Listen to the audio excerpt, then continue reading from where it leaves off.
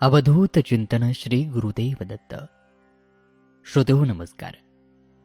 आपण श्रवण करत आहात श्री गुरुचरित्र यामधील अध्याय 18.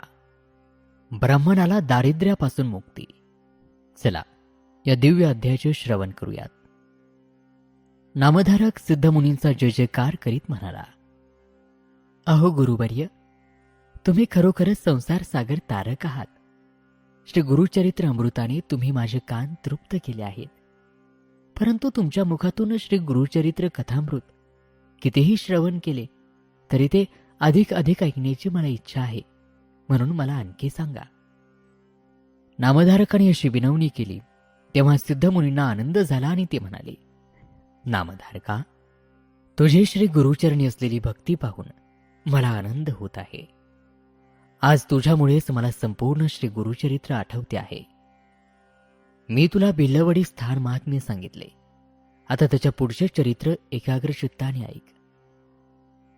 भिल्लवडी क्षेत्री काही काळ वास्तव्य केल्यानंतर श्री गुरु नरसिंह सरस्वती कृष्णा नदीच्या काठाकाठाने परिभ्रमण करीत कृष्णा संगमावर आले.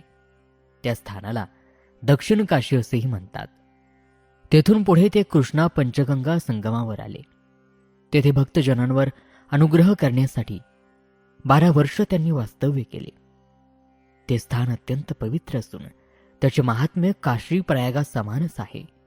शिवा, भद्रा, भोगावती, कुंभी आणि सरस्वती या प्रख्यात 5 नद्या आणि कृष्णा या नद्यांचा संगम तेथे आहे. या संगमामध्ये स्नान केले तर महापातकांचा नाश होतो. या क्षेत्राचे महात्म्य कुरव क्षेत्रापेक्षाही अधिक आहे. तेथे स्नान केल्याने 6 प्रकारच्या महापातकांचा नाश होतो. प्रयागामध्ये माघस्नान केल्याने जो पुण्य प्राप्त होते त्याच्या शतपट पुण्य या संगमामध्ये एकदा स्नान केल्याने प्राप्त होते. येथे अमरेश्वराचे प्रसिद्ध मंदिर आहे. त्याच्या दर्शनाने अमरत्व प्राप्त होते. येथे पवित्र औदुंबर वृक्ष असून तेथे 64 योगिनी नित्य स्नान करतात. येथील संगमामध्ये अगणित तीर्थ आहेत. त्यामध्ये शुक्लतीर्थ, काम्यतीर्थ, वरदतीर्थ, प्रयागतीर्थ, शक्तितीर्थ, अमरतीर्थ, कोटीतीर्थ ही विशेष प्रसिद्ध आहेत. या तीर्थामध्ये स्नान केले तर ब्रह्महत्यादी सर्व पातकांचा नाश होतो. अगणित पुण्याची प्राप्ती होते. याच कृष्णा पंचगंगा संगमावर श्रीगुरु नरसिंह सरस्वती काही काळ गुप्त रूपाने राहिले. त्यानंतर त्यांचे महात्म्य सगळीकडे प्रकट झाले. त्याविषयीची मी तुला एक कथा सांगतो, ती ऐक. याच कृष्णा पंचगंगा संगमावर अमरापूर नावाचे एक गाव आहे. श्रीगुरु नरसिंह सरस्वती दररोज दुपारी तिथे जात असत. अमरापुरामध्ये एक विद्याभ्यासी दरिद्री ब्राह्मण राहत होता. त्याची पत्नी अत्यंत सुशील, धर्मपरायण, श्रेष्ठ पतिव्रता होती. हा ब्राह्मण गावामध्ये कुरडी भिक्षा मागून आपला उदरनिर्वाह करीत असे. जे काही मिळेल त्यामध्ये तो आनंदाने राहत असे. कधी भिक्षा न मिळाल्यास तो त्याच्या अंगणामध्ये असलेल्या घेवड्याच्या वेलाच्या शेंगा रांधून भोजन करीत असे. आहे त्या परिस्थितीमध्ये तो दारी आलेल्या अतिथीची पूजा नेहमीच करीत असे. त्याची पत्नी सुद्धा दारी आलेल्या अतिथीला मोकळ्या हाती परत कधीही पाठवत नसे. कोरडे भिक्षान्न, अतिथी सेवा आणि ईश्वराचे भजन पूजन यामध्ये तो ब्राह्मण आपल्या पत्नीसह सुखात होता. एकदा काय झाले, श्री गुरु नरसिंह सरस्वती त्या ब्राह्मणाच्या घरी भिक्षेसाठी गेले. त्या ब्राह्मणाने श्रीगुरूंना घरात नेले, त्यांची भक्तिभावाने पूजा केली आणि मग त्यांना घेवड्याच्या शेंगांच्या भाजीचे भोजन दिले. परमेश्वर भावभक्तीचा भुकेलेला असतो. त्याला भावभक्तीने पत्र, पुष्प, फल, तोय यातले काहीही अर्पण केले तरी तो आनंदाने स्वीकारतो. त्या ब्राह्मणाने दिलेल्या घेवड्याच्या शेंगाच्या भाजीने श्रीगुरु प्रसन्न झाले आणि तुझे दारिद्र्य गेले असं त्या ब्राह्मणाला आशीर्वाद दिला. संगमाकडे परत जाताना त्यांनी त्या ब्राह्मणाच्या दारातील त्या घेवड्याला तोडून टाकले. श्रीगुरूंनी घेवड्याचा वेर उपटून टाकलेला पाहून त्या ब्राह्मणाच्या पत्नीला अतिशय वाईट वाटले.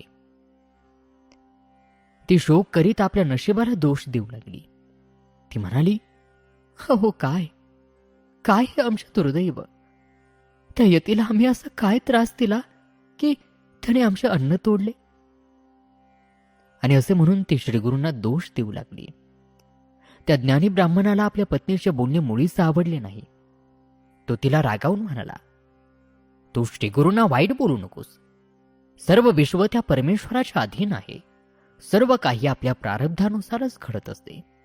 त्या परमेश्वराने अगोदरच आपल्या अन्न पाण्याची व्यवस्था केली आणि मग 84 लक्ष सृष्टी निर्माण केली. आपण पूर्वजन्मी काही पाप पुण्य केले असेल त्याचे फळ या जन्मी भोगावे लागते. जे पेरावे तेच उगवते. त्यासाठी इतरांना दोष देणे योग्य नाही. त्या यतीश्वराने जाताना आशीर्वाद दिला, त्यावरती विश्वास ठेव. श्रीगुरूंनी घेवड्याचा वेल उपटून टाकला होता. आता सगळाच उपटून टाकावा म्हणून त्या ब्राह्मणाने कुऱ्हाड घेतली आणि घेवड्याचे मूळ उकरून काढायला सुरुवात केली. आणि काय आश्चर्य, त्या वेलाचे मूळ उकरताना त्या ब्राह्मणाला जमिनीमध्ये धनाचा हंडा सापडला. ही तर त्या श्रीगुरूंचीच कृपा. श्रीगुरू आमच्यावर प्रसन्न झाले. त्यांनी दिलेला आशीर्वाद खरा ठरला. ते सामान्य मनुष्य नाहीत, यतिवेश धारण केलेले ईश्वरी अवतार आहेत. त्यांनीच आमचे दारिद्र्य दैन्य नाहीसे केली असे म्हणून त्यांनी श्रीगुरूंचा जय जयकार केला. आणि मग तो ब्राह्मण आपल्या पत्नीसह संगमावर गेला. दोघांनी श्रीगुरूंच्या चरणी मस्तक ठेवून त्यांची मोठ्या भक्तिभावाने पूजा केली. त्यांनी घडलेला सर्व प्रकार श्रीगुरूंना सांगितला. श्रीगुरू त्यांना म्हणाले, जे घडले ते कुणालाही सांगू नका. जर कुठे बोललात तर आलेली लक्ष्मी निघून जाईल. तुम्हाला सर्व सुखे लाभतील. तुमच्या वंशामध्ये लक्ष्मी कायम राहील. तुमचे इहपर कल्याण होईल. श्रीगुरूंचा हा आशीर्वाद ऐकून त्या ब्राह्मण पती पत्नीला अतिशय आनंद झाला. त्या ब्राह्मणाची ही कथा सांगून सिद्धयोगी नामधारकाला म्हणाले, श्रीगुरू नरसिंह सरस्वतींचे महात्म्य असे आहे, म्हणूनच आपण सर्वांनी त्यांना शरण जावे. त्यांची भक्तिभावाने पूजा करावी. त्यामुळे आपले इह आणि परलोकी कल्याण होईल. आणि श्रोतो, अशा रीतीने श्री गुरुचरित्र अमृतातील हा 18वा अध्याय या ठिकाणी समाप्त होत आहे. श्रीगुरूंची ही कथा तुम्हाला कशी वाटली कमेंट करून नक्की सांगा.